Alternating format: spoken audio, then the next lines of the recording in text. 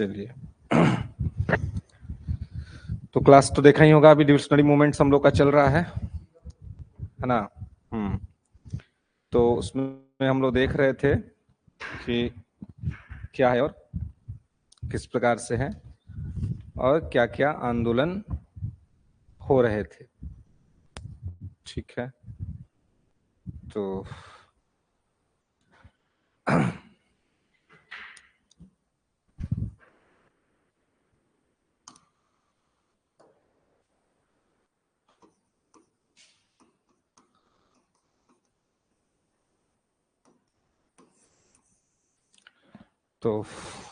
First of all good morning everyone.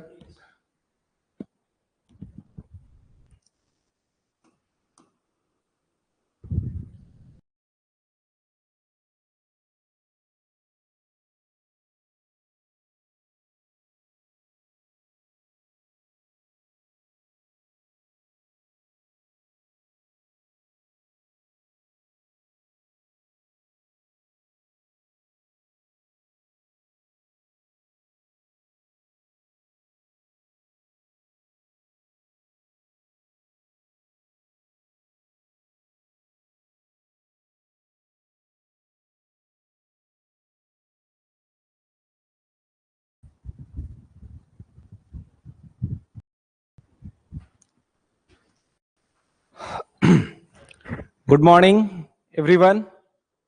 हमारे सारे online viewers and offline viewers को good morning है। तो चलिए, मौसम आप देख रहे हैं कि इस प्रकार से चल रहा है ना। भाद्रपद मास में किस प्रकार से आपका ये पूरा जो है वो बरसात का मौसम है और सुबह से लगातार बारिश हो रही है। लेकिन वही बात है कि कर्तव्य पथ पे जब आगे बढ़ना है तो आगे बढ़ना है, और ये हमें बारिश और जल ही हमें सिखलाता है कि हमें, एक मिनट,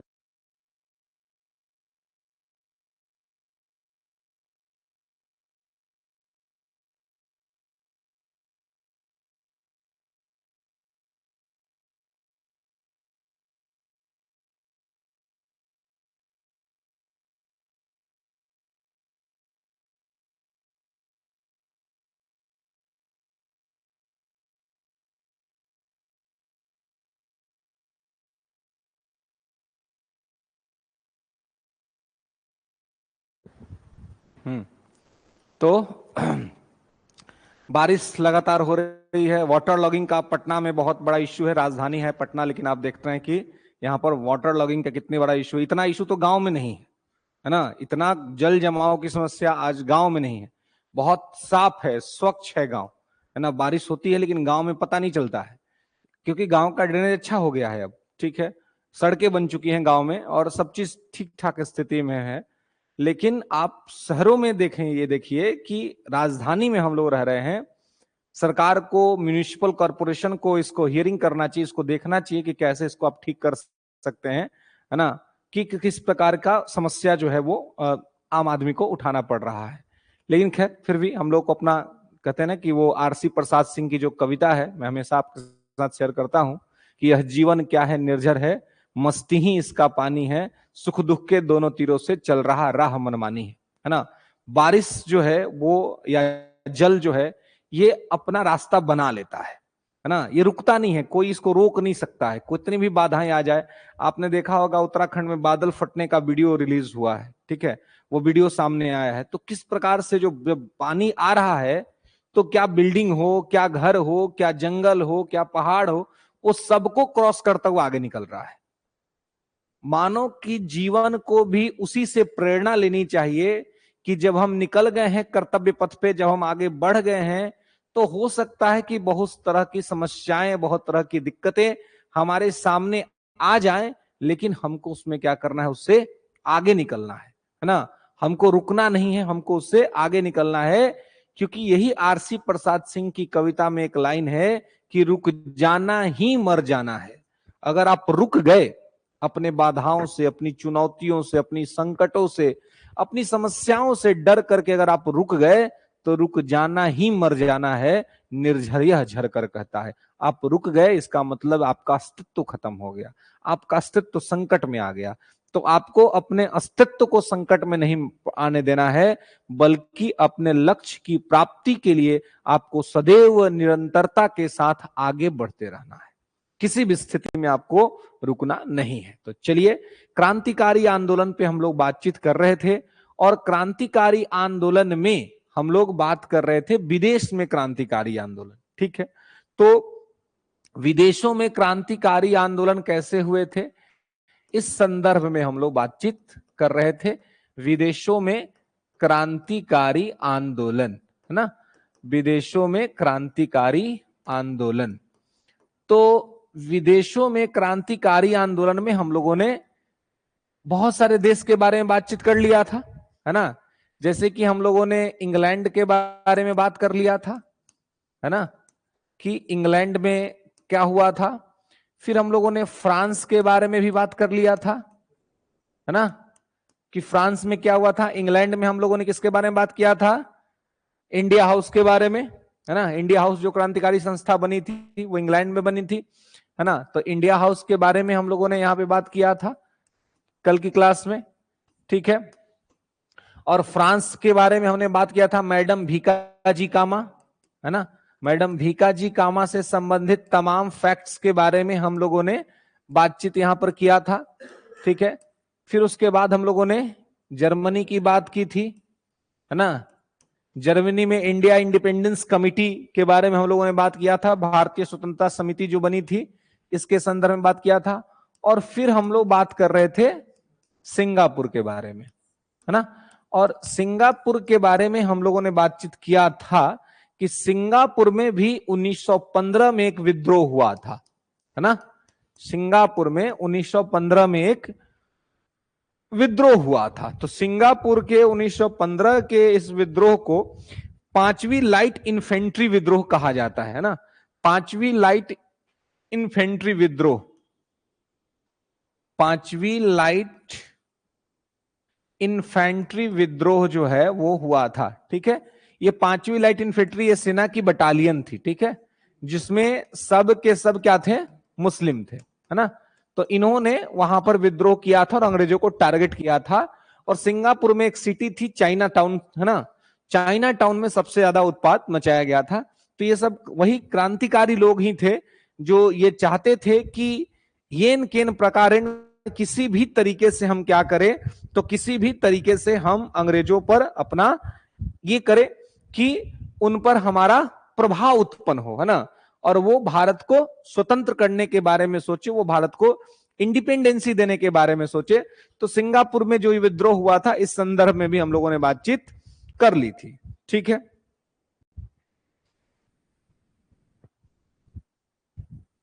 तो इसको यहां पे आपको ध्यान रखना है, ठीक है। इसके बाद आइए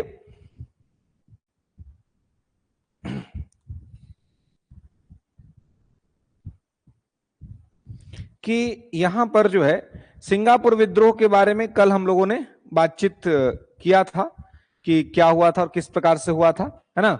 और उसमें क्या क्या चीजें हुई थी, ये 5 लाइट इन्फेंट्री के बारे में हम लोग बातचीत कर चुके थे। तो कुछ देश जो हमने लिखवाए थे आपको नाम, उसमें अब एक देश और था अमेरिका, है ना, अमेरिका, ठीक है। तो लिखेंगे अमेरिका, कि अमेरिका में क्या हुआ, अमेरिका में किस प्रकार से आंदोलन हुए थे और अमेरिका में किस प्रकार से यहां पर मूवमेंट्स हुआ था। तो लिखेंगे अमेरिका में, हेडिंग बनाएंगे गदर पार्टी आंदोलन। अमेरिका में गदर पार्टी आंदोलन। तो अमेरिका में ये गदर पार्टी मूवमेंट जो हुआ था, ये गदर पार्टी मूवमेंट अमेरिका में कहां पे हुआ था, सैन फ्रांसिस्को में। लेंगे कि गदर पार्टी की स्थापना अमेरिका के सैन फ्रांसिस्को में की गई थी। गदर पार्टी की स्थापना अमेरिका के सैन फ्रांसिस्को में की गई थी। अमेरिका के सैन फ्रांसिस्को में की गई थी।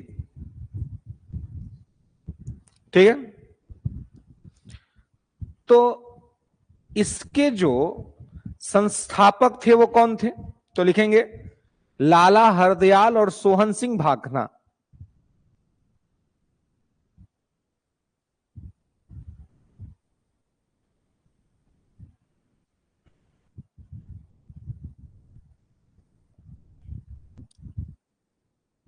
ठीक है,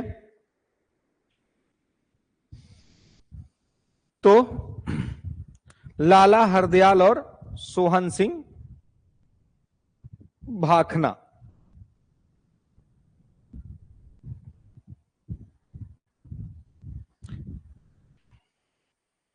तो यहां पर ये विदेशों में क्रांतिकारी आंदोलन में हम लोग आज की क्लास में ये देख रहे हैं कि अमेरिका में क्या हुआ था ना, यूएसए में, अमेरिका में। तो अमेरिका में हम देखते हैं कि अमेरिका में गदर पार्टी की स्थापना हुई थी। कब? 1913 में। ठीक है, 1913 में। और इसके संस्थापक सदस्य, फाउंडर मेंबर, अभी हमने आपको बताया कि संस्थापक सदस्य कौन थे? लाला हरदयाल, लाला हरदयाल और सोहन सिंह भाखना। अब एक बात आपको ध्यान रखना है कि जो गदर पार्टी आप देख रहे हैं ना, या गदर पार्टी जो चर्चा में रहता है, ये गदर पार्टी तो था ही नहीं, संस्था का नाम कुछ और था।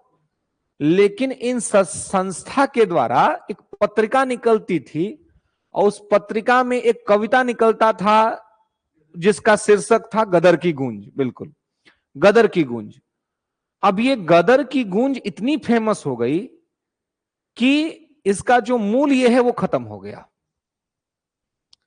गदर की गूंज इतनी फेमस हो गई है ना, तो गदर की गूंज इतनी फेमस हो गई कि इसका मूल नाम जो था वो दब गया और गदर ही चर्चा में आ गया, इसलिए उसको गदर पार्टी कहते हैं।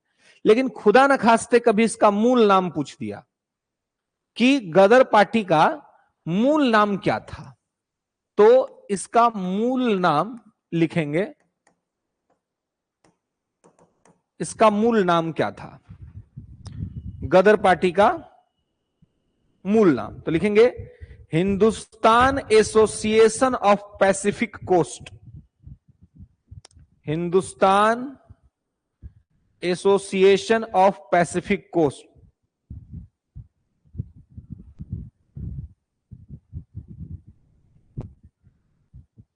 Hindustan Association of Pacific Coast, है ना, हिंदुस्तान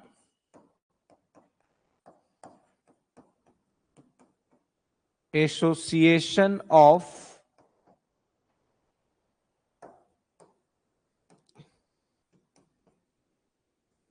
पैसिफिक कोस्ट, यह संस्था का नाम था, है ना, संस्था का नाम था Hindustan Association of Pacific Coast. ठीक है, और इस संस्था को स्थापित किया था लाला हरदयाल और सोहन सिंह भाखना ने। ठीक है, आगे लिखेंगे इस संस्था के द्वारा, इस संस्था के द्वारा उर्दू एवं पंजाबी भाषा में, उर्दू एवं पंजाबी भाषा में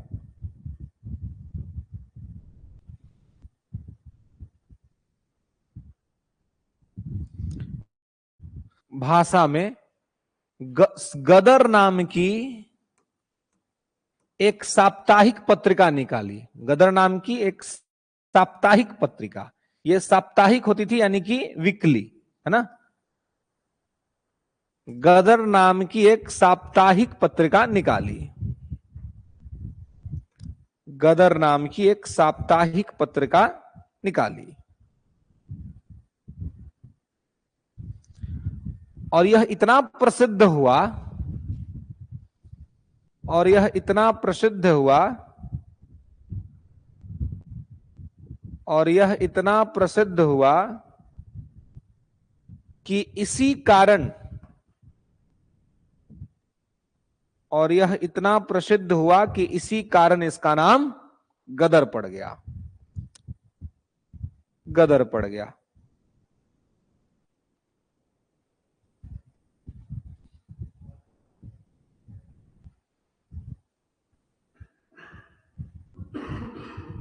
ठीक है।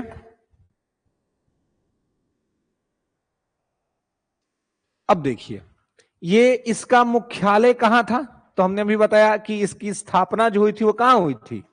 सैन फ्रांसिस्को में। तो इसका मुख्यालय भी यही था। लेकिन ध्यान रखिएगा कि सैन फ्रांसिस्को में एक जगह था, उसका नाम था युगांतर आश्रम। सैन फ्रांसिस्को में एक जगह था, उसका नाम था युगांतर आश्रम। इन्हीं क्रांतिकारियों ने बनाया था युगांतर आश्रम। जैसे कैसे हम लोग के यहाँ गांधी ने साबरमती बनाया था, है ना, अफ्रीका में फिनिक्स बनाया था, वैसे इन्होंने यहां पर युगांतर आश्रम बनाया था सैन फ्रांसिस्को में ही। तो इसके मुख्यालय सैन फ्रांसिस्को के युगांतर आश्रम में एक केंद्रीय समिति बनाई गई थी। युगांतर आश्रम में एक केंद्रीय समिति बनाई गई थी।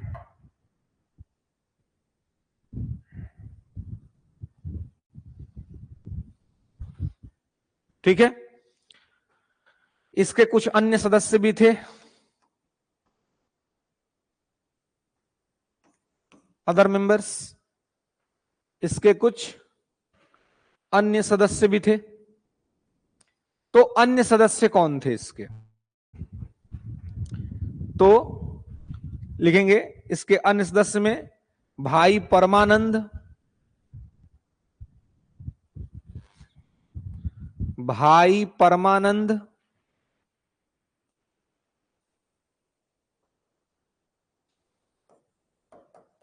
भाई परमानंद,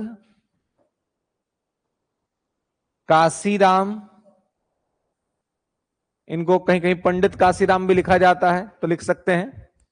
भाई परमानंद, काशीराम, करतार सिंह सराभा,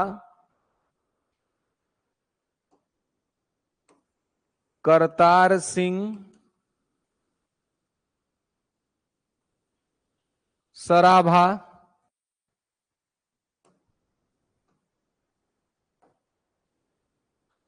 भाई परमानंद, काशीराम, करतार सिंह सराभा, रामचंद्र इत्यादि। भाई परमानंद, काशीराम, करतार सिंह सराभा, रामचंद्र इत्यादि। ठीक है। तो ये कुछ इसके अन्य सदस्य थे। ठीक है। इसके अलावा तारकनाथ दास,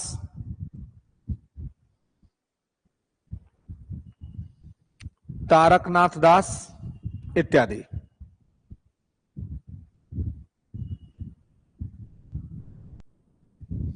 नोट करके लिखेंगे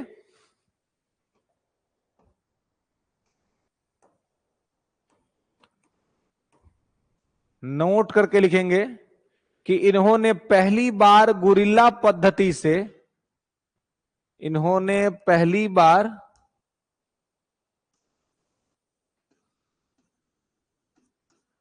गुरिल्ला पद्धति से भारत को स्वतंत्र कराने की योजना बनाई थी। इन्होंने पहली बार गुरिल्ला पद्धति से भारत को स्वतंत्र कराने की योजना बनाई थी।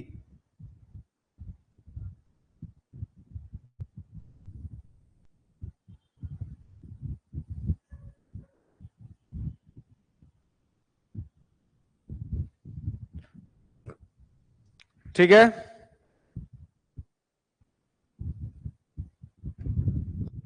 ओके। तो ये सारे लोग इसके मेंबर थे और यहां पे गुरिल्ला पद्धति से सबसे पहले भारत को स्वतंत्र कराने की योजना अगर किसी क्रांतिकारी संस्था ने बनाई थी तो वो इन्होंने बनाई थी, यानी कि गदर पार्टी ने बनाई थी। ठीक है, जिसका मूल नाम था Hindustan Association of Pacific coast.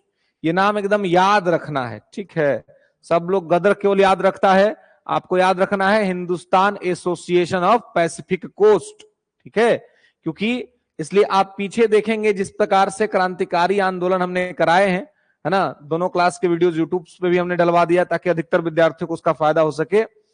वो आपको इतनी गहराई से उसमें चीजों को बताया गया है जो आपको बुक्स में भी नहीं मिलते हैं। ठीक है, आप बुक्स खोल कर देख सकते हैं, वो आपको वहां पे उतना नहीं मिलेगा। और ये आपको इसलिए बताया जा रहा है क्योंकि एक तो आप सतही जानकारी तो आपके पास रहे ही, गहराई की भी जानकारी रहे, ताकि अगर पेपर कठिन भी बने तो आपके रडार से बाहर ना जाए। बाकी के रडार से भले बाहर चला जाए, आपके रडार से बाहर ना जाए पेपर, तो इसलिए आपको इन चीजों को ध्यान रखना है। तो गदर पार्टी का मूल नाम था Hindustan Association of Pacific Coast. ठीक है, यहां गदर नाम की एक साप्ताहिक पत्रिका निकाली जाती थी। और ये एक महत्वपूर्ण बात ध्यान रखेंगे, युगांतर आश्रम कहां था, ये भी पूछा सकता है आपसे। तो युगांतर आश्रम कहां था? अमेरिका के सैन फ्रांसिस्को में था, है ना। तो ये सैन फ्रांसिस्को में था, क्रांतिकारियों ने बनाया था। ठीक है, जिसमें लाला हरदयाल सबसे महत्वपूर्ण थे इसको स्थापित करने में। ओके, और सोहन सिंह भाखना, ये सारे लोग, भाई परमानंद, काशीराम, करतार सिंह सराभा, रामचंद्र और तारकनाथ दास इसके बहुत सारे महत्वपूर्ण मेंबर्स थे जो अमेरिका में रह करके और इसको आगे बढ़ाने का काम कर रहे थे। ठीक है, आगे आइए, नेक्स्ट आगे लेंगे कि गदर पार्टी के ही एक सदस्य रास बिहारी बोस, गदर पार्टी के ही एक सदस्य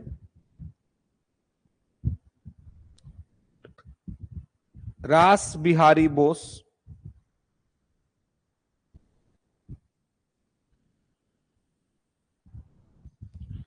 गदर पार्टी के ही एक सदस्य रास बिहारी बोस 1915 में 19 फरवरी 1915, रास बिहारी बोस 19 फरवरी 1915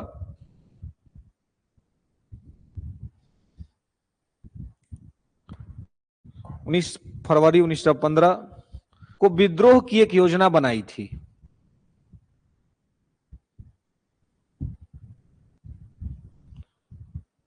उन्नीस फरवरी 1915 को विद्रोह की एक योजना बनाई थी,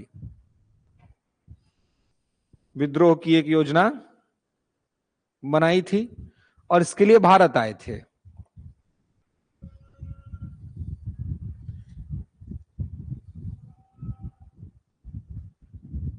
लेकिन इस योजना का भेद खुल गया और यह योजना असफल रही।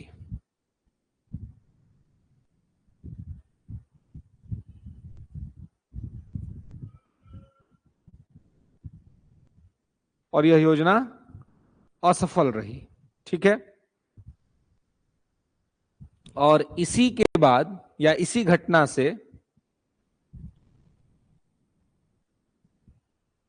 गदर क्रांतिकारियों पर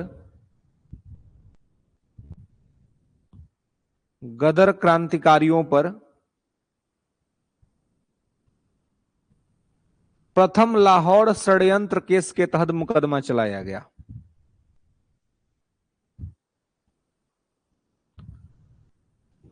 प्रथम लाहौर षड्यंत्र केस के तहत मुकदमा चलाया गया।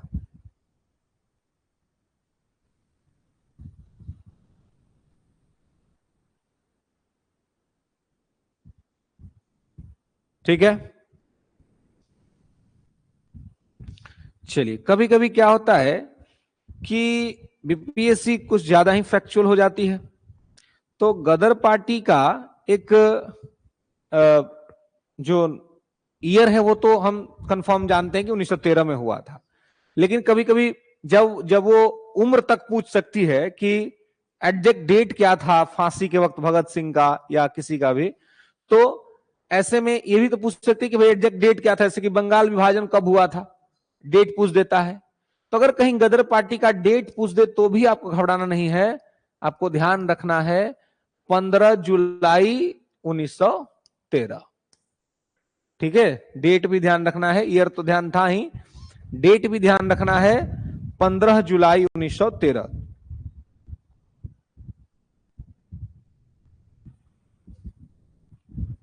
ठीक है,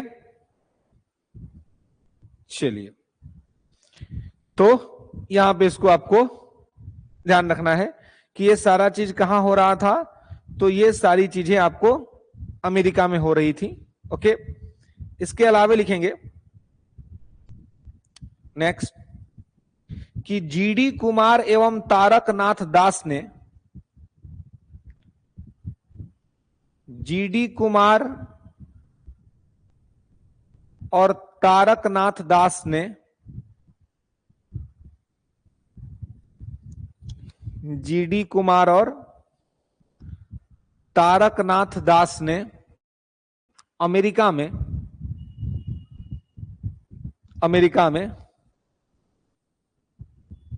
यूनाइटेड इंडिया हाउस की स्थापना की थी। अमेरिका में यूनाइटेड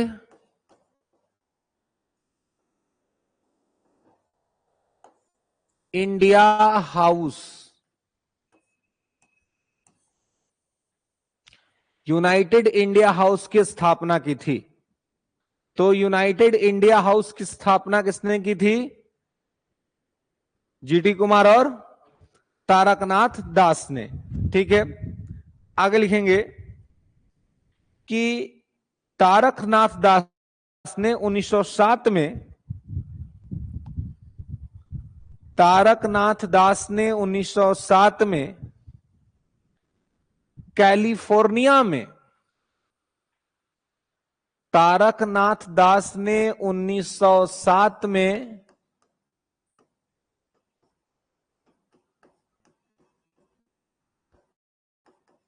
कैलिफोर्निया में, 1907 में कैलिफोर्निया में इंडिया इंडिपेंडेंस लीग का गठन किया था। कैलिफोर्निया में इंडिया इंडिपेंडेंस लीग का गठन किया था।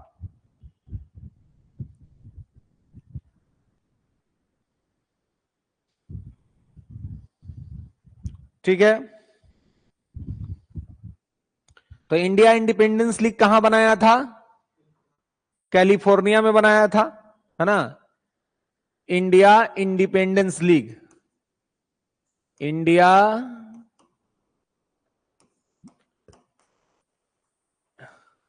Independence league. तो इंडिया इंडिपेंडेंस लीग जो है ये इन्होंने बनाया था। कब? तो इंडिया इंडिपेंडेंस लीग इन्होंने बनाया था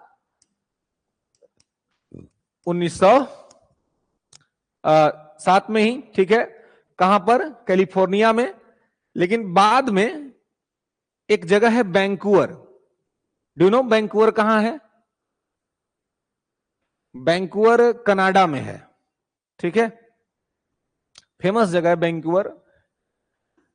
तो वैंकूवर जो है, इन्होंने आगे चल के वैंकूवर से एक पत्रिका निकाली थी।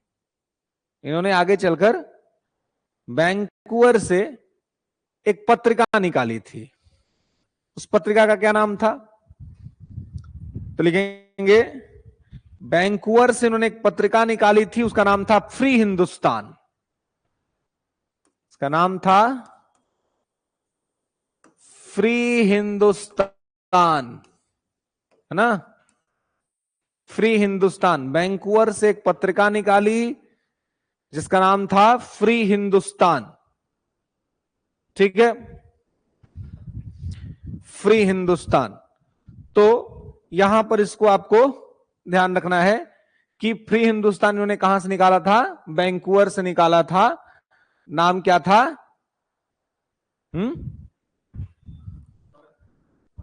तारकनाथ दास। ठीक है, नेक्स्ट आगे लिखेंगे कि 1907 में ही 1907 में ही अमेरिका में निर्वासित जीवन व्यतीत करने वाले रामनाथ पुरी ने, this question was also asked in UPSC examination, 1907 में अमेरिका में निर्वासित जीवन व्यतीत करने वाले रामनाथ पुरी ने 1907 में अमेरिका में निर्वासित जीवन व्यतीत करने वाले रामनाथ पुरी ने सर्क्यूलर ए आजादी नामक परिपत्र बांटा। सर्क्यूलर ए आजादी,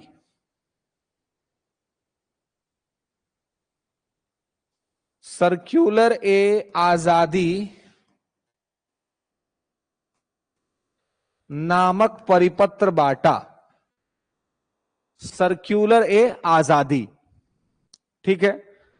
तो सर्क्यूलर ए आजादी नामक परिपत्र बांटा, है ना। अब देखिए ये जो आजादी है, अब 15 अगस्त आ रहा है, 15 अगस्त, तो पूरा देश इंडिपेंडेंसी की तैयारी कर रहे हैं, मतलब इंडिपेंडेंस डे को सेलिब्रेट करने की तैयारी कर रहा है। लेकिन आप देखिए कि ठीक है, हम सभी स्वतंत्र हैं और अभी भी लोगों को स्वतंत्रता और अधिकार चाहिए, राइट्स चाहिए। अभी मैं कुछ दिनों से देख रहा हूं कि सोशल मीडिया पे एक बहुत बड़ा विवाद चल रहा है। विवाद क्या चल रहा है? तो एक हमारे पूरे भारत में और इवन विश्व के लोग भी जो उनको देख रहे हैं, सुन रहे हैं, हमारे जो आराध्य हैं पूज्य बाबा प्रेमानंद जी महाराज, है ना, बहुत अच्छा बोलते हैं और बहुत अच्छे तरीके से गाइड करते हैं आदमी को, चीजों को बताते हैं। और एक बाबा हैं अनिरुद्धाचार्य जी। अनिरुद्धाचार्य जी थोड़ा सा कभी कभी मुझे ऐसा लगता है कि नॉन सीरियस टाइप बिहेव कर देते हैं और कभी कभी थोड़ा कुछ भी बोल देते हैं, जो कि थोड़ी सी उनको उस बात का ख्याल रखना चाहिए, बट ठीक है। लेकिन जो प्रेमानंद जी हैं वो तो कभी कुछ इस तरह का बात ही नहीं बोलते हैं और वो बड़ा ही सारगर्भित और संयमित बात बोलते हैं। उन्होंने कुछ बात कह दिया, मुझे लगता है आप सब जानते ही होंगे कि क्या बात कहा है उन्होंने, जिस तरह की चीजें हुई हैं। और उन्होंने जो बात कही है वो लड़के और लड़कियों दोनों के लिए कही है। It's not only for girl, it's not only for man, ये दोनों के लिए है, ना ही कोई लड़की के लिए ना ही केवल लड़कों के लिए, दोनों के लिए बात थी।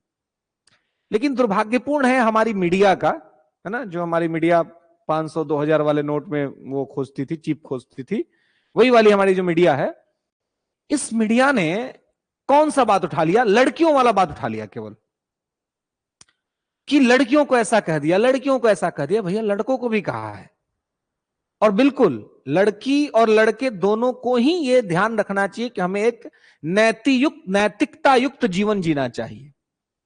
क्या हमारे पेरेंट्स नहीं चाहते कि हम नैतिक बने? क्या हमारे गुरुजन नहीं चाहते हैं कि हम नैतिक बने? कौन नहीं चाहता? क्या एक लड़का नहीं चाहता कि उसको जो लड़की मिले, जो उसकी पार्टनर बने, वो एक शुद्ध सुसंस्कृत महिला हो या सुसंस्कृत लड़की हो? क्या एक लड़की नहीं चाहती कि पति के रूप में मैं जिस लड़के का वरण करूं, जिससे मेरा विवाह हो, वो लड़का संस्कारी हो, वो लड़का महिलाओं का सम्मान करना जानता हो, वो सिर्फ और सिर्फ उसको प्रेम करे? क्या कौन लड़की ऐसा नहीं चाहती है कि उसको ऐसा पति मिले? क्या कोई ऐसा लड़की चाहती है कि उसको ऐसे पति मिल जाए जो 10 लोग उससे प्रेम करे? कौन लड़की ऐसा चाहेगी? या कौन लड़का ऐसा चाहेगा कि उसको ऐसी पत्नी मिले जो 10 लोगों से प्रेम करती हो? कोई नहीं चाहेगा। अब आप सोचिए कि यही बात तो उन्होंने बोला है, इसमें क्या गलत बोला है? लेकिन हर आदमी को आजकल, लोगों को अधिकार चाहिए, हर चीज में राइट्स चाहिए। आप नहीं बोल सकते हैं, आप ये नहीं कर सकते हैं। और एक तो इतनी दुर्भाग्यपूर्ण बात सुनने में आई इस सोशल मीडिया पे कि एक महिला है, पता नहीं क्यों मीडिया वाले उनको बुलाते हैं चैनल्स में, मुझे तो ये नहीं समझ में आता। उसने क्या कह दिया? उसने कह दिया कि क्या दिक्कत है बच्चे अगर पहले टेस्ट ड्राइव करने के बाद अपने जीवन के निर्णय ले। बताइए कितना बड़ा अपराध है ये बात बोलना? किस सेंस में ये बात बोला गया? क्यों बोला गया ये बात? इस बात पर कोई उनका विरोध नहीं कर रहा। इस बात पे उनका विरोध होना चाहिए कि भैया आप ये नहीं बोल सकती हैं।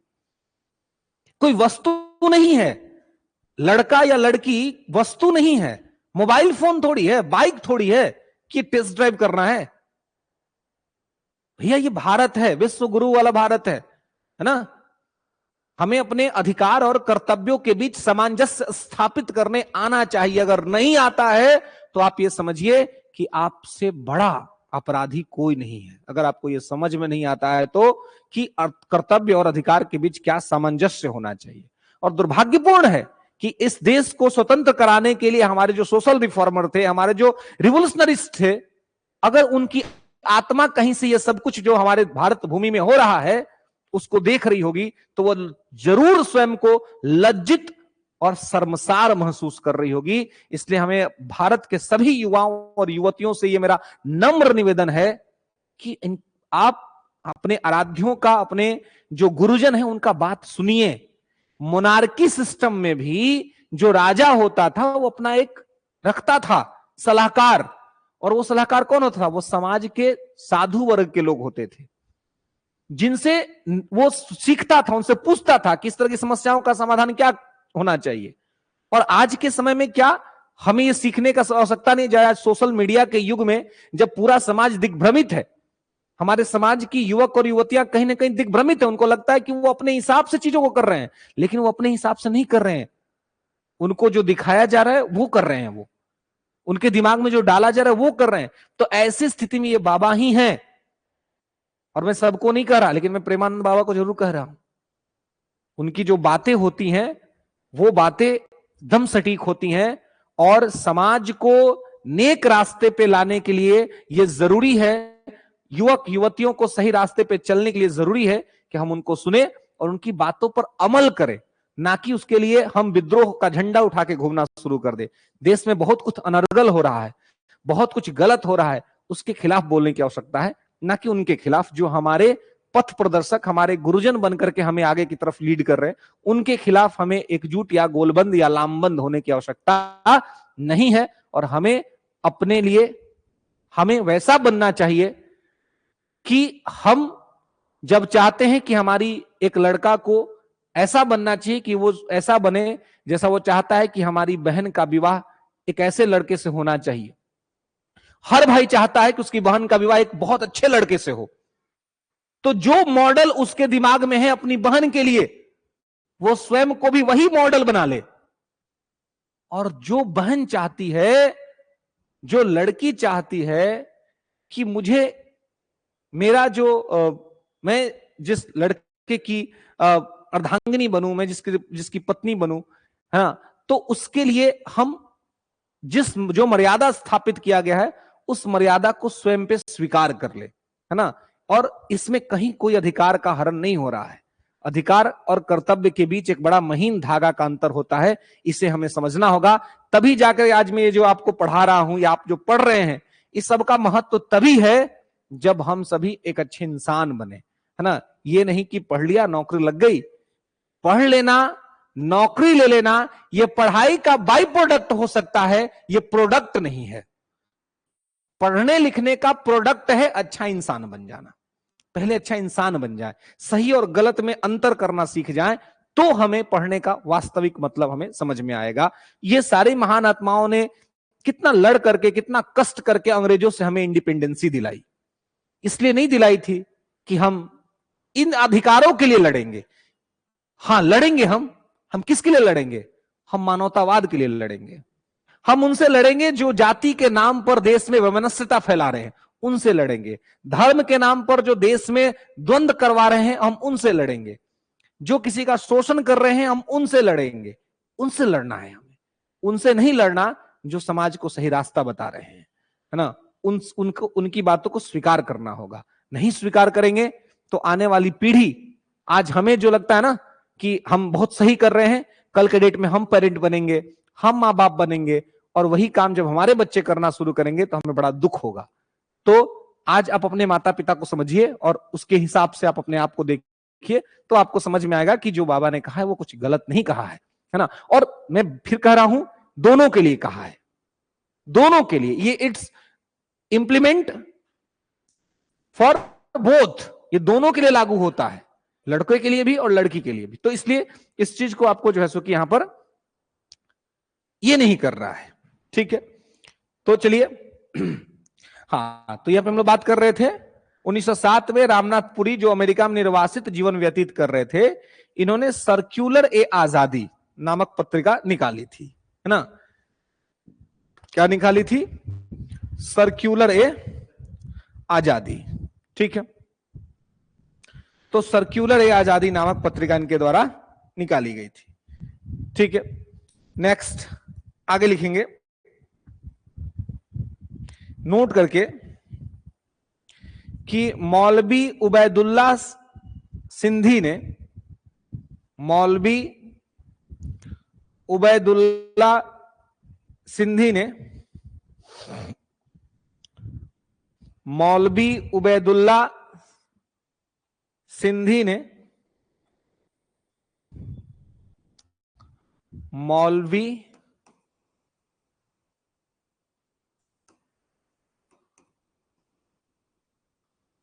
उबैदुल्ला सिंधी ने, मौलवी उबैदुल्ला सिंधी ने महमूद हसन को, मौलवी उबैदुल्ला सिंधी ने महमूद हसन को पीली सिल्क पर, पीली सिल्क पर फारसी में कुछ पत्र लिखा, पीली सिल्क पर फारसी में कुछ पत्र लिखा था।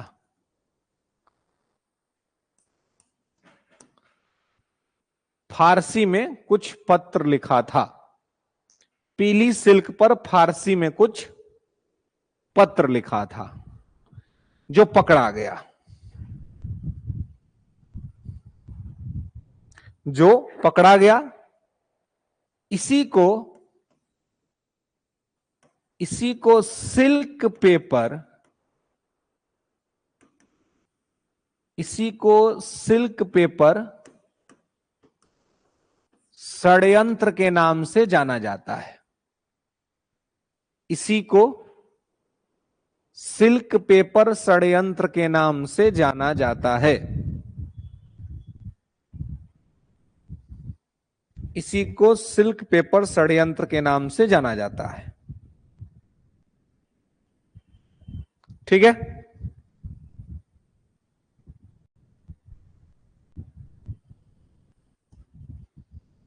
ओके, नेक्स्ट लेंगे।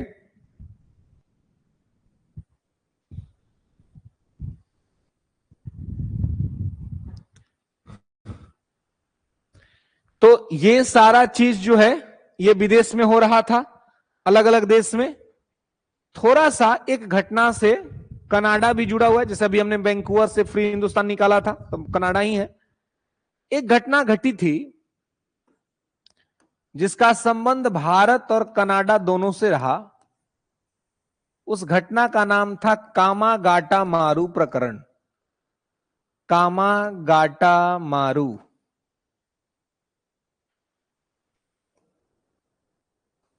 कामागाटा मारू प्रकरण 1915, ठीक है। 15 नहीं, बेसिकली ये फर्स्ट वर्ल्ड वॉर जब स्टार्ट हुआ था तभी हुआ था, 1914। कामागाटा मारू प्रकरण। बीपीएससी ने एक बार पूछा था कि कामागाटा मारू क्या था, तो कामागाटा मारू पानी वाला जहाज था, ठीक है। लिख लेंगे कि यह एक पानी वाला जहाज था, कामागाटा मारू।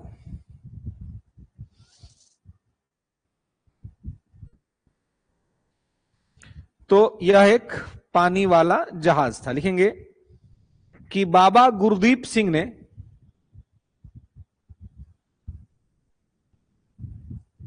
बाबा गुरदीप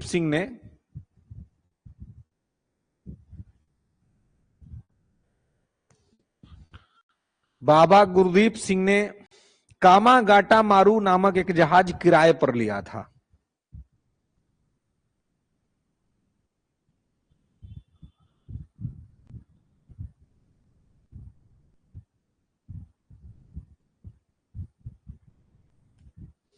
ठीक है, तो कामागाटा मारू नामक जहाज ये उन्होंने लिया था। ठीक है, 1914 ईस्वी में।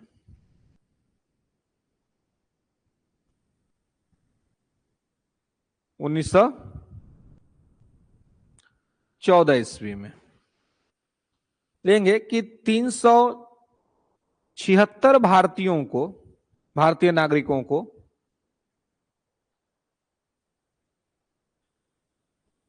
376 भारतीयों यात्रियों के साथ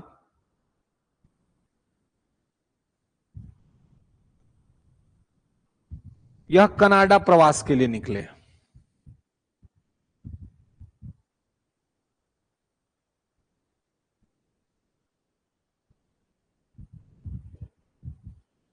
ठीक है, लेकिन कनाडा सरकार ने उन्हें अपने यहां उतरने नहीं दिया।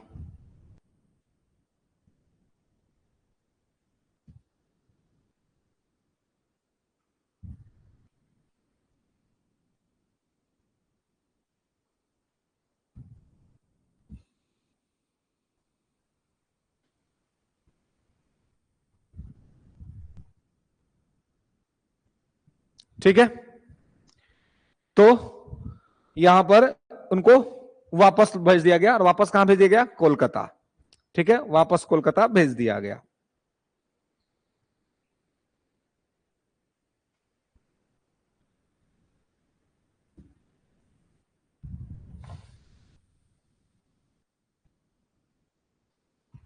ओके, अब क्या हुआ कि यह जो 376 भारतीयों को लेकर के निकले थे, इसमें ज्यादातर सिख लोग थे, है ना। अभी भी आप देखेंगे तो पंजाब से सिख लोग जो है वो बड़े स्तर पर कनाडा जाते हैं, और कनाडा की उनके पास नागरिकता है। ठीक है, तो यहां पर आप देखेंगे कि 376 भारतीयों को लेकर के बाबा गुरदीप सिंह वहां पर गए। लेकिन आपको पता है कि उस समय चल रहा था फर्स्ट वर्ल्ड वार, है ना। कनाडा मुख्य तौर पे ब्रिटेन का ही कॉलोनी था, ब्रिटेन का ही उस पर कंट्रोल था, और उसने जानता था कि जहाज में मैक्सिमम इंडियंस हैं, तो ये कनाडा के ही तट वैंकूवर पे उतरने का प्रयास किए, लेकिन इनको यहां उतरने नहीं दिया गया, वापस इनको कोलकाता भेज दिया गया। अब आप सोचिए कि आप घर से निकले कहीं जाने के लिए, वहां गए भी, वहां पहुंच भी गए, लेकिन वहां आपको उतरने नहीं दिया गया और आपको वापस लौटा दिया गया, तो क्या होगा? खुन्नस आएगा। तो ऐसी स्थिति में जब लोग कलकत्ता में उतर रहे थे जहाज से, तो कोलकाता में उतरने के क्रम में लोग ऑलरेडी खुन्नस खाए हुए थे, और यहां पे जो ब्रिटिश सिपाही थे उन्होंने उनके साथ जबरदस्ती किया, मिसबिहेव किया, और इस मिसबिहेव के दौरान झगड़ा हुआ, दंगा के रूप में चेंज बदल गया वो, जिसमें गोलियां भी चल गई और कुछ लोग मारे भी गए। तो इसी पूरी घटना को सम्मिलित रूप से कहते हैं कामागाटा मारू प्रकरण। ठीक है, तो लिख लेंगे, थोड़ा सा इसमें लिखेंगे कि कोलकाता में हिंसक विद्रोह हुआ, कोलकाता में हिंसक विद्रोह हुआ, कोलकाता में हिंसक विद्रोह हुआ जिसमें लगभग 22 लोग मारे गए थे।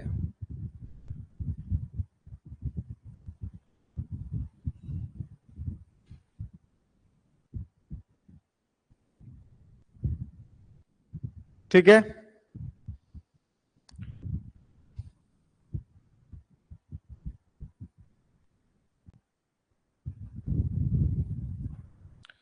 तो इसमें जो पूरे लोग जो गए थे इसमें, वो टोटल कितने लोग थे? 376। इसमें सर्वाधिक संख्या सिखों की थी, लिख लेंगे। इसमें 340 सिख,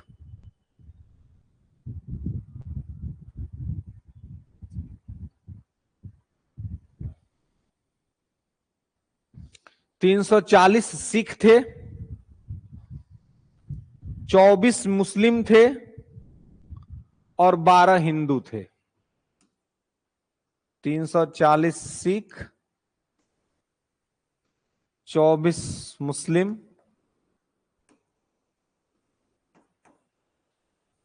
और 12 हिंदू। तो 6, 7 और 3 कितना हो गया? 376, है ना। तो ये टोटल 376 लोग जो थे वो इस जहाज में थे, जिसमें से 22 लोगों की मृत्यु हो गई उतरने क्रम में, जो झड़प हुआ, जो हिंसक झड़प हुआ उसके दौरान। तो इसी पूरी घटना को, सम्मिलित घटना को कहते हैं कामागाटा मारू प्रकरण। ठीक है, किसमें हुआ? कामागाटा मारू प्रकरण। ओके, चलिए। तो ये हम लोग जो देख रहे थे, ये पूरा फर्स्ट फेज का क्रांतिकारी आंदोलन था। ठीक है, जिसमें भारत में बंगाल, महाराष्ट्र, पंजाब और मद्रास के बारे में हमने देखा था। और फिर हमने विदेश में देखा कि विदेश में कैसे हुआ, जिसमें ब्रिटेन में किस प्रकार से हुआ, फ्रांस में किस प्रकार से हुआ, जर्मनी में किस प्रकार से हुआ, अमेरिका में किस प्रकार से हुआ, सिंगापुर में किस प्रकार से हुआ। तो इन सभी देशों के संदर्भ में हम लोगों ने पीछे यहां पर देखा कि किस प्रकार से चीजें हुई। ठीक है, तो यहां पे इसको आपको ध्यान रखना है। ठीक है, अब है कि इसके बाद जो दूसरी क्रांतिकारी आंदोलन की जो पृष्ठभूमि बनती है उस पर चलते हैं। किसके बाद फिर क्या हुआ? अब दूसरा चरण। ठीक है, ये सब पूरा फर्स्ट फेज में था। दूसरे चरण में हम फिर आएंगे भारत में। ठीक है, और फिर तीसरा चरण भी आएगा, थर्ड फेज, जिसमें हम फिर भारत में और भारत के बाहर सुभाष चंद्र बोस जी की जो भूमिका थी उसको यहां पे हम लोग देखेंगे।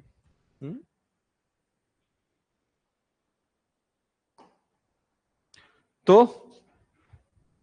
उसको हम लोग यहां पर देखेंगे। ठीक है, तो चलिए हेडिंग बनाएंगे अब।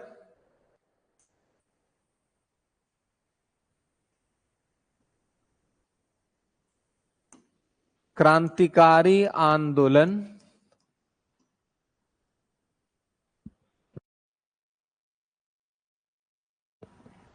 क्रांतिकारी आंदोलन का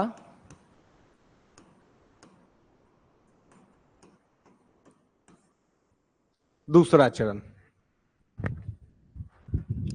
तो दूसरा चरण क्रांतिकारी आंदोलन का क्या था? तो लिखेंगे क्रांतिकारी आंदोलन का दूसरा चरण। लेंगे कि क्रांतिकारी आंदोलन का दूसरा चरण की पृष्ठभूमि, क्रांतिकारी आंदोलन के दूसरे चरण की पृष्ठभूमि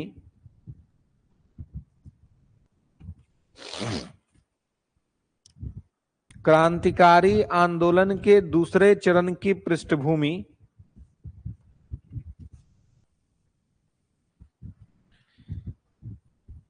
रॉलेट एक्ट के विरोध के दरमियान,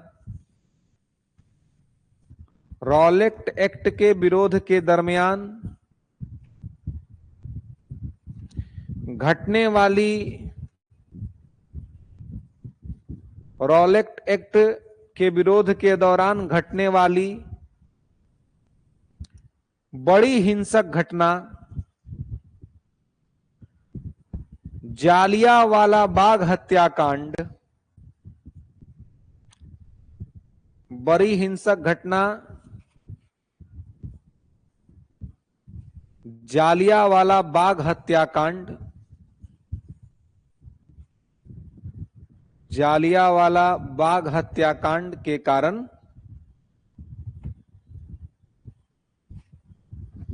जालियांवाला बाग हत्याकांड के कारण तैयार हुई। जालियांवाला बाग हत्याकांड के कारण तैयार हुई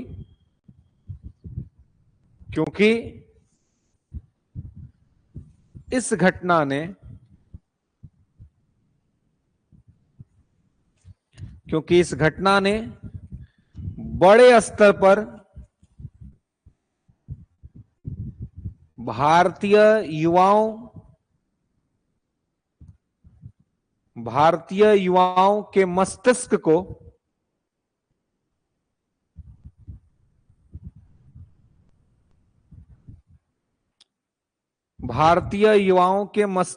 को आंदोलित कर दिया।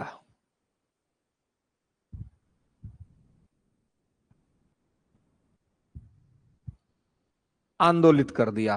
परिणामतः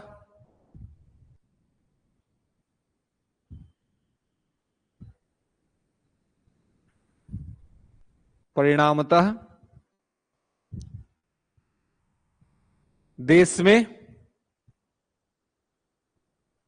बड़े क्रांतिकारी आंदोलन की परिस्थितियां उत्पन्न हो गई।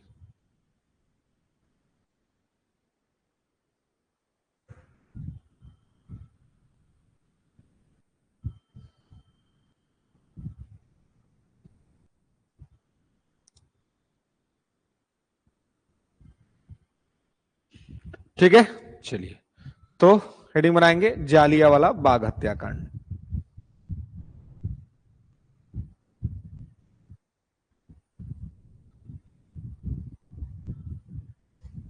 जालियांवाला बाग हत्याकांड। ठीक है, तो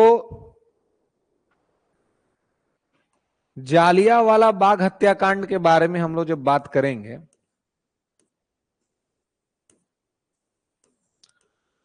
जालियांवाला बाग हत्याकांड 13 अप्रैल 1919, तो इसकी थोड़ी पृष्ठभूमि भी समझनी पड़ेगी कि बैकग्राउंड क्या था, क्यों हुआ ये कैसे घटित हो गया। तो जालियांवाला बाग हत्याकांड जो है, इसकी पृष्ठभूमि में हम जाते हैं तो सबसे पहले हमें मिलता है रॉलेट एक्ट। थोड़ा सा इसके बारे में देख लीजिए, फिर आगे आते हैं। रॉलेट एक्ट तो लिखेंगे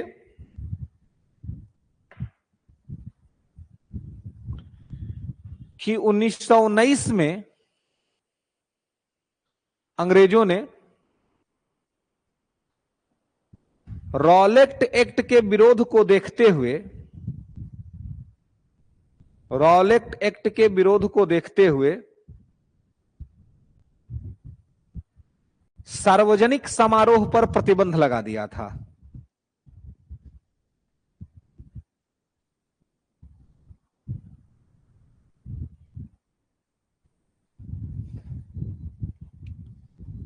ठीक है,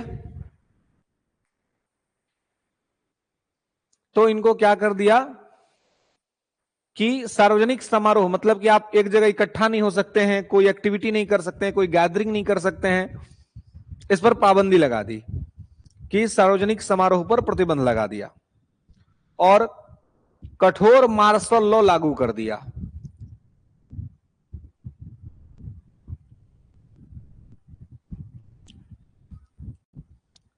और कठोर मार्शल लॉ लागू कर दिया।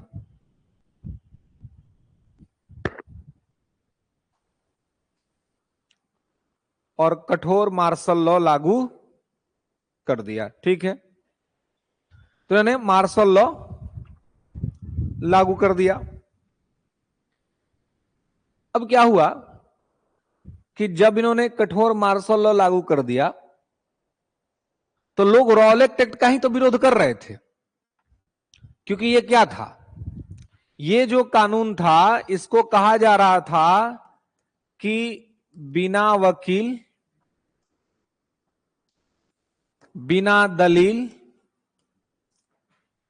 और बिना अपील, ये कानून लाया ही गया था भारत में बढ़ते राष्ट्रवाद को नियंत्रित करने के लिए। ठीक है, जो नेशनलिज्म बढ़ रहा था, जो लोग राष्ट्रवाद की भावना जागृत हो रही थी और लोग राष्ट्र को स्वतंत्र कराने के लिए एक्टिविटी कर रहे थे, इन्होंने कह दिया कि आप ऐसी किसी भी एक्टिविटी में दिख गए तो आपको गिरफ्तार कर लेंगे और आपको ना तो कोई वकील दिया जाएगा जो आपका पक्ष रखेगा, ना ही आपका कोई दलील सुना जाएगा और ना ही कोई आप अपील कर सकते हैं। इसी वजह से लोगों ने इसे काला कानून भी कहा, ब्लैक एक्ट। तो इसी कारण इसका विरोध हो रहा था, तो सब जगह विरोध हो रहा था, तो इसलिए इन्होंने क्या कर दिया था कि भाई सार्वजनिक समारोह पर प्रतिबंध लगा दिया था। ठीक है, विरोध तो होना ही चाहिए था इस काला कानून का। तो यह कानून बना कब था, तो लिखेंगे कि 10 मार्च 1919 को रॉलेट एक्ट कानून पारित किया गया।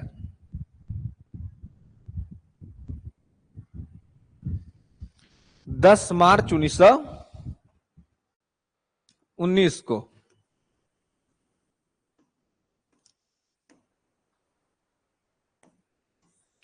10 मार्च 1919 को यह एक्ट पास किया गया। ठीक है, काला कानून था, है ना। 10 मार्च 1919 को यह एक्ट पास कर दिया गया। तो 10 मार्च 1919 को एक्ट पारित किया गया जिसके तहत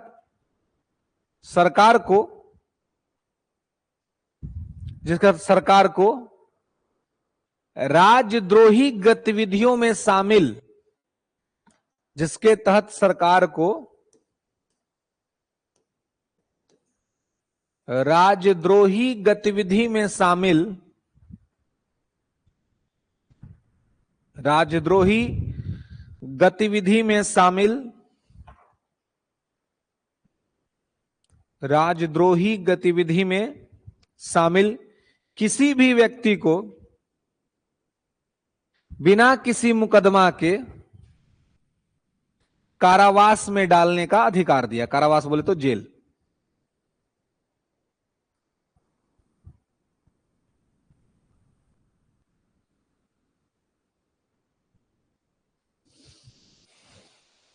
ठीक है,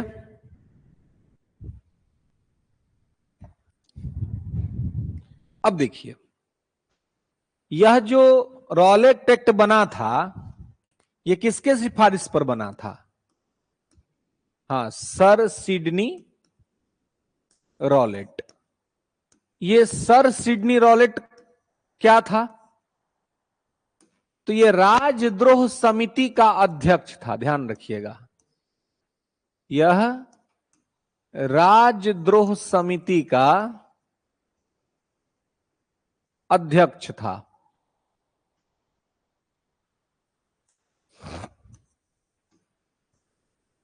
यह राजद्रोह समिति का अध्यक्ष था। ठीक है, तो सर सिडनी रॉलेट राजद्रोह समिति का अध्यक्ष था। ठीक है, चेयरपर्सन था और इसी के सिफारिश पर यह बना था। ठीक है, और यह जो रॉलेट एक्ट था यह 1915 के लेंगे, यह 1915 के भारत रक्षा अधिनियम पर आधारित था। 1915 के भारत रक्षा अधिनियम,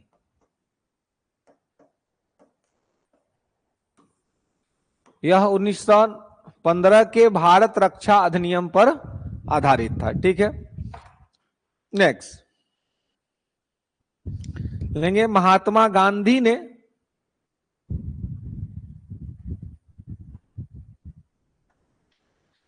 रॉलेट एक्ट के विरोध में सत्याग्रह आंदोलन शुरू किया।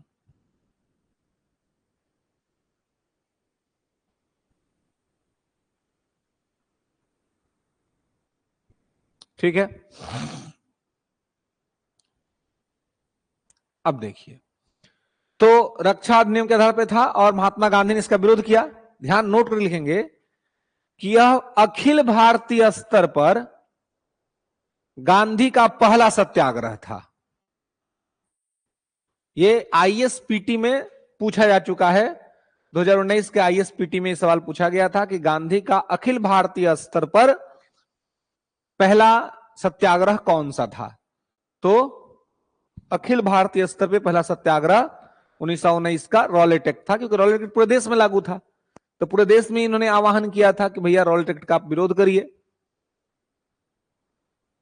और इसके लिए सत्याग्रह उन्होंने प्रारंभ किया।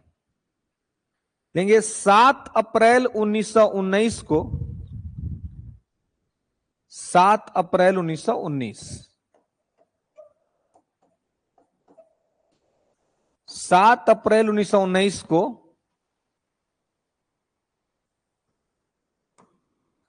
गांधी जी ने सत्याग्रही नामक एक लेख प्रकाशित किया। सत्याग्रही नामक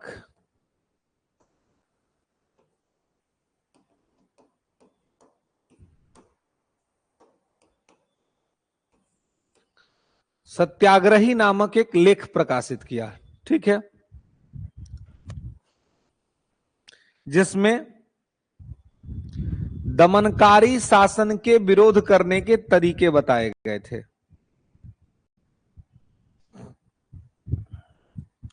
जिसमें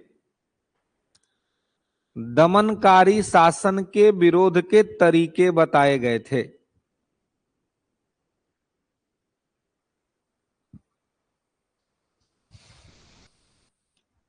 सर्वाधिक विरोध पंजाब में हो रहा था।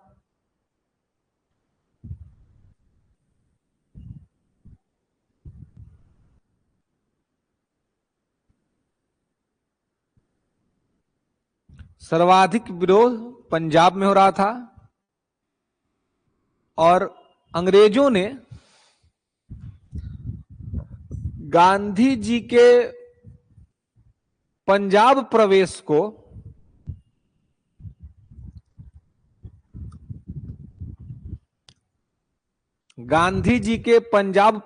प्रतिबंधित कर दिया कि गांधी जी पंजाब नहीं जाएंगे।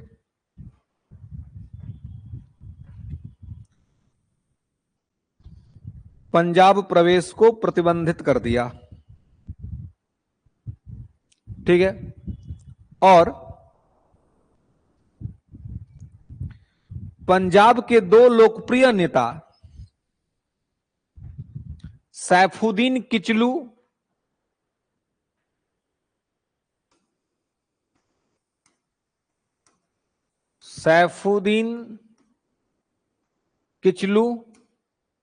और सत्यपाल को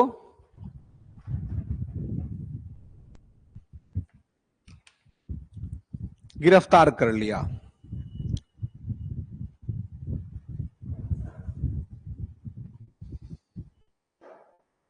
ठीक है, और यह आदेश कब जारी हुआ था? तो 9 अप्रैल 1919 को रामनवमी के अवसर पर। 9 अप्रैल 1919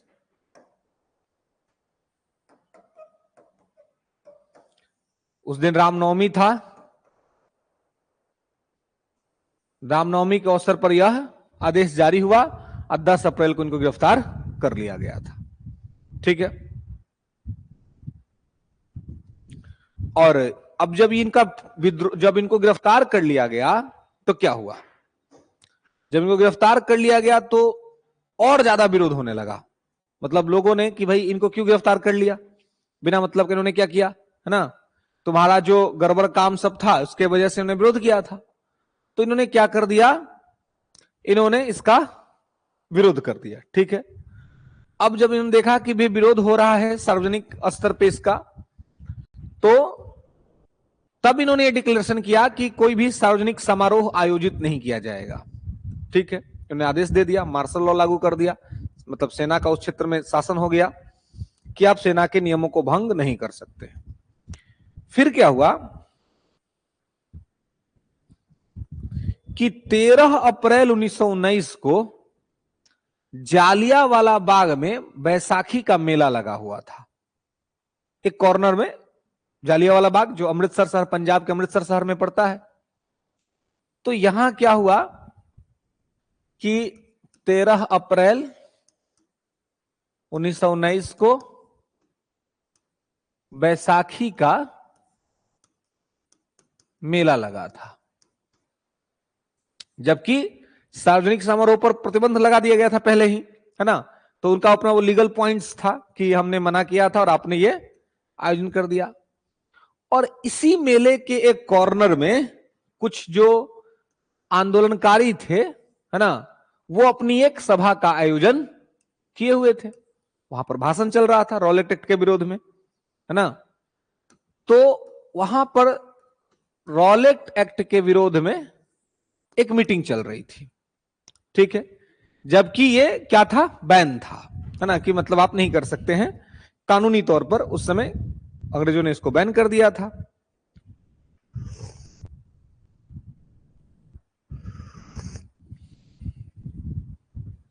तो इसकी सूचना, चूंकि मार्शल लॉ लागू था, तो इसकी सूचना मिली किसको? पंजाब के कलेक्टर को, मतलब वहां अमृतसर शहर का जो कलेक्टर था उसको। वो कौन था? तो वो था जनरल ओ डायर। ठीक है। जनरल ओ डायर उस समय कलेक्टर के पोस्ट पे था वहां पर। उसको ये सूचना मिली कि भाई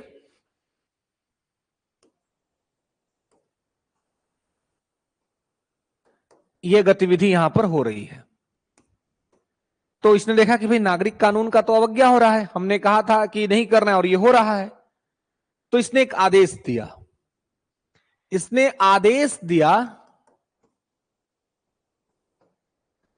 आदेश दिया किसको? जनरल आर डायर को। और जनरल आर डायर जो था वो क्या था? तो ब्रिगेडियर था, सेना के पोस्ट में ब्रिगेडियर था ये। जनरल आर डायर को इसकी सूचना मिली। इसका पूरा नाम है रेजिनॉल्ड डायर। ठीक है, रेजिनॉल्ड डायर, आर डायर को रेजिनॉल्ड डायर कहते हैं। तो इसको सूचना मिली, उसने कहा कि भाई जाके देखो, इसको कंट्रोल करो। अब कहीं पर कोई मामला ऐसा चल रहा होता है और वो लॉ एंड ऑर्डर का मामला होगा, तो कलेक्टर साहब खुद थोड़ी जाएंगे, किसको बोलेंगे? एसपी को बोलेंगे, क्योंकि एसपी के पास वो अथॉरिटीज है, एसपी के पास वो ट्रेनिंग है, एसपी के पास वो आर्म्स है कि एसपी इस तरह की मामले को कंट्रोल कर सकता है। तो ओ डायर ने कन्वे किया आर डायर को कि भाई जाओ देखो वहां पे क्या हो रहा है। कहा जाता है कि आर डायर 50 सैनिकों के साथ वहां पहुंचा, बंदूकधारी अपने 50 सैनिकों के साथ वहां पहुंचा।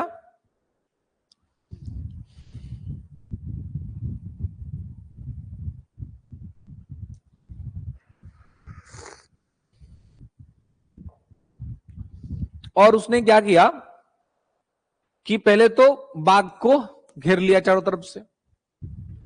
बाग की जो दीवारें हैं ये बहुत ऊंची हैं, फान कर निकलना मुश्किल है कि अब निकल नहीं सकते हैं। और निकलने का एक ही गेट है जहां से आप निकल सकते हैं। और गेट पे कौन खड़ा है? R Dyer. और अपने सिपाहियों को इधर उधर खड़ा कर दिया कि भाई दम देख लो। अब ये भीड़ कहां जाए, और दिक्कत ये थी कि इसके बीचों बीच एक कुआं, और इन्होंने लगातार अंधाधुंध जो है इस भीड़ पर गोलियां बरसानी शुरू कर दी। जिनको गोलियों से मरना था वो गोली से मरे, जिन्होंने जान बचाने की थोड़ी बहुत कोशिश की वो कुएं में डूब के मरे, कोई बचा नहीं। और ये इतना विभत्स घटना था कि आज भी आप जालियांवाला बाग जाएंगे तो वहां पे आपको खून के धब्बे दिखेंगे। अब सोच के देखिए कि 100 साल से अधिक हो गए इस घटना के, और आज भी वहां पर खून के धब्बे आपको दिखेंगे। तो आप ये समझ सकते हैं कि कितना बड़ा नरसंहार किया था अंग्रेजों ने, कितना बड़ा ये घटना घटा था, और उन्हें ये घटना को अंजाम दिया था यहां पर। तो ये किसने किया? जनरल आर डायर ने किया। ठीक, कहा जाता है कि लगभग 10 मिनट तक लगातार गोलियां चली थी, और इसमें 1650 राउंड गोलियां चली थी। यह कहा जाता है कि लगभग 1650 राउंड यानी 1650 राउंड गोलियां चली थी इसमें, और इस तरह का चीज यहां पे हुआ था। ठीक है, ब्रिटिश सरकार कहती है, ब्रिटेन का डाटा मतलब जो सरकार देती है, जो कि आपको पता है कि सरकार कभी भी कुछ तरह का डाटा देती है तो कम करके देती है, ज्यादा नहीं देती है। ब्रिटिश सरकार के अनुसार जालियांवाला हत्याकांड में 379 लोग मारे गए और 1200 लोग घायल हुए। ठीक है, यह ब्रिटिश सरकार का डाटा कहता है कि इस इतने बड़े नरसंहार में 379 लोग मारे गए थे,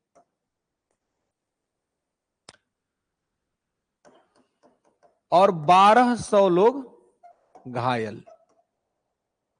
आप सोचिए कि अगर ये ब्रिटेन सरकार का ये डाटा है तो एक्चुअल डाटा क्या रहा होगा। एक्चुअल डाटा कहता है कि मतलब जो भारतीय डाटा है, जो लेखों के अनुसार, उसमें तो यहां तक कहा गया है कि लगभग 1000 लोग मारे गए थे। जो भारतीय अभिलेख हैं उसमें यह कहा गया है कि लगभग 1000 लोग मारे गए थे।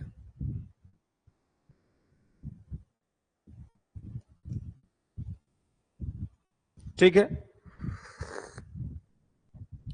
कहा जाता है कि जब ये गोलियां बरसा रहा था तो इंकलाब जिंदाबाद के नारे के साथ बहुत सारे लोग कुएं में कूद गए थे, है ना, और लगभग 200 लाशें तो केवल कुएं से निकाली गई थी।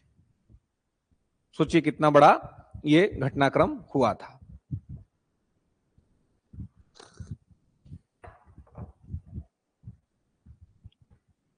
ओके,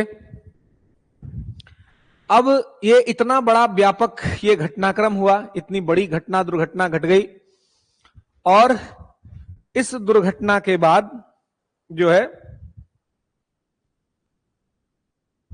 गांधी जी ने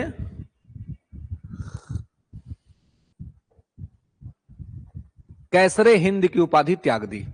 उनको जो कैसरे हिंद की का टाइटल मिला था उन्होंने त्याग दिया।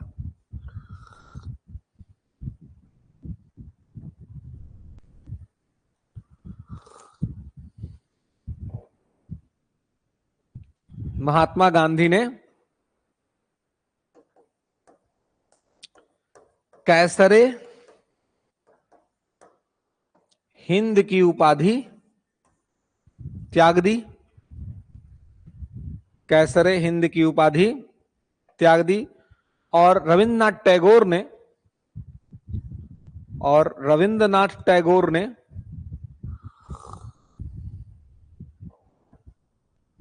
नाइटहुड की उपाधि त्याग दी।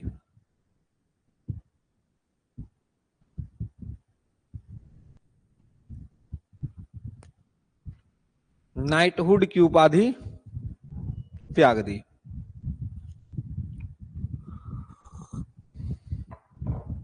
और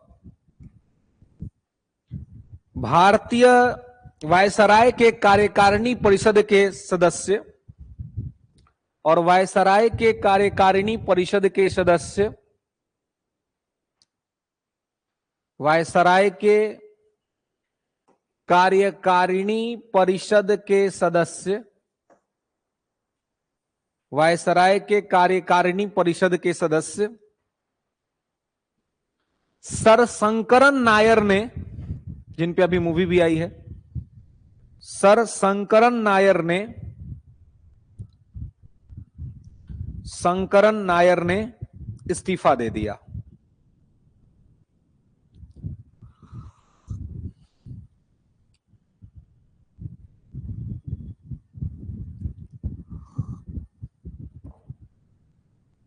ठीक है,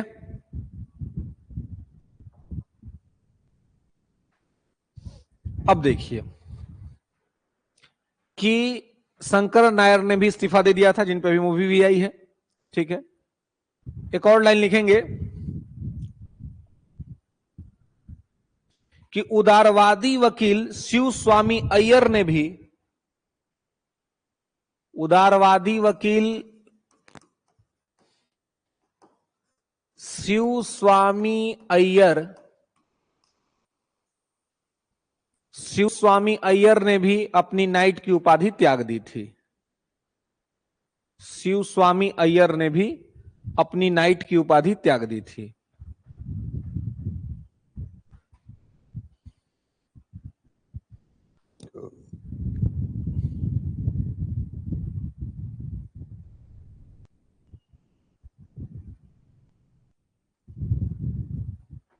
ठीक है, अब देखिए कि इसने लोगों ने इस्तीफा दिया, और ये सब जो वहां पर जो ये मीटिंग हो रहा था, कहते ना कि हर घटना का एक विभीषण होता है ना, जो घर का भेदी लंका ढाए। इस घटना का भी एक विभीषण था, जिसने जाके अंग्रेजों को बताया कि यहां पर सभा चल रही है ना, ओडायर तक सूचना पहुंचाया। ये सूचना उसको मिली कैसे? तो किसी अपने ने ही सूचना दी।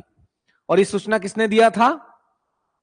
ये सूचना दिया था हंसराज नामक एक व्यक्ति ने।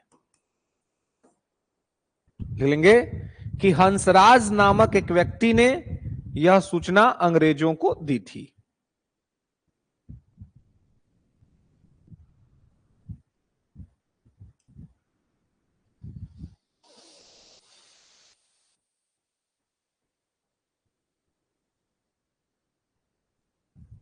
ठीक है, इस पूरे घटनाक्रम के जांच के लिए अंग्रेजों ने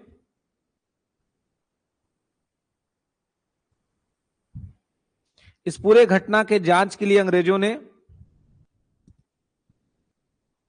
लॉर्ड हंटर की अध्यक्षता में, लॉर्ड हंटर की अध्यक्षता में एक हंटर आयोग नियुक्त किया। क्या नियुक्त किया?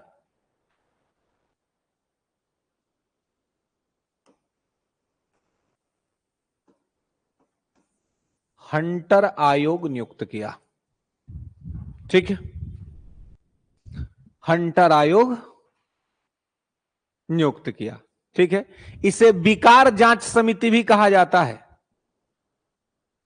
इसे विकार जांच समिति भी कहा जाता है।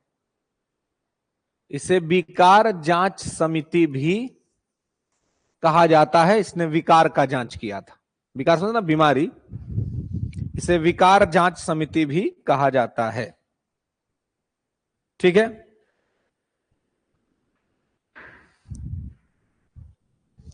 लेंगे आयोग ने डायर की गतिविधियों की निंदा की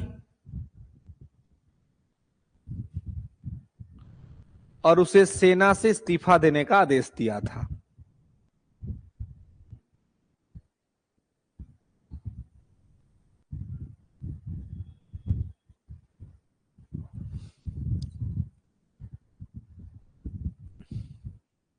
ध्यान रखेंगे किसमें, हंटर आयोग में टोटल कितने लोग थे? हाँ, 8। हंटर आयोग में टोटल 8 लोग थे, जिसमें 5 अंग्रेज थे और 3 भारतीय थे।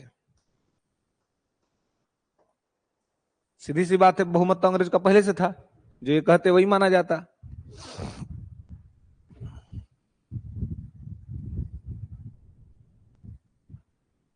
ठीक है, आगे लिखेंगे कि भारतीय राष्ट्रीय कांग्रेस ने भी इस घटना के जांच के लिए भारतीय राष्ट्रीय कांग्रेस ने भी इस घटना के जांच के लिए कांग्रेस ने भी इस घटना के जांच के लिए मदन मोहन मालवीय के नेतृत्व में मदन मोहन मालवीय के नेतृत्व में एक आयोग की नियुक्ति की। मदन मोहन मालवीय के नेतृत्व में एक आयोग की नियुक्ति की। इसमें कितने लोग थे? 3 लोग। एक अध्यक्ष मदन मोहन मालवीय और 2 और, पंडित नेहरू, पंडित मोतीलाल नेहरू और दूसरे महात्मा गांधी। हालांकि इस कमेटी का तो कोई खास मतलब था नहीं, अंग्रेज मानने वाले थोड़ी थे इनकी कोई बात, तो इसलिए इस कमेटी की कोई वैसी मान्यता नहीं थी, है ना। इस कमेटी ने पूरी तरह से दोषी माना और उसको कड़े दंड का मांग किया, लेकिन उस पर कोई असर अंग्रेजों को नहीं हुआ। ठीक है, तो ये पूरा का पूरा मामला था, ये जालियांवाला बाग और सर सिडनी रॉलेट के अध्यक्षता में रॉलेट एक्ट। ठीक है, इसके तहत ये पूरा का पूरा मसला यहां पे हुआ था। ओके, और इस घटना के बाद ही लोगों के मन में ये पनपने लगा कि हमें अंग्रेजों से रिवेंज करना है, और फिर आगे क्रांतिकारी संस्थाएं स्थापित होने लगी। तो इसके बाद की घटना को नेक्स्ट क्लास में देखेंगे। यहां तक में कोई दिक्कत, कोई समस्या नहीं ना? चलिए फिर मिलेंगे नेक्स्ट क्लास में।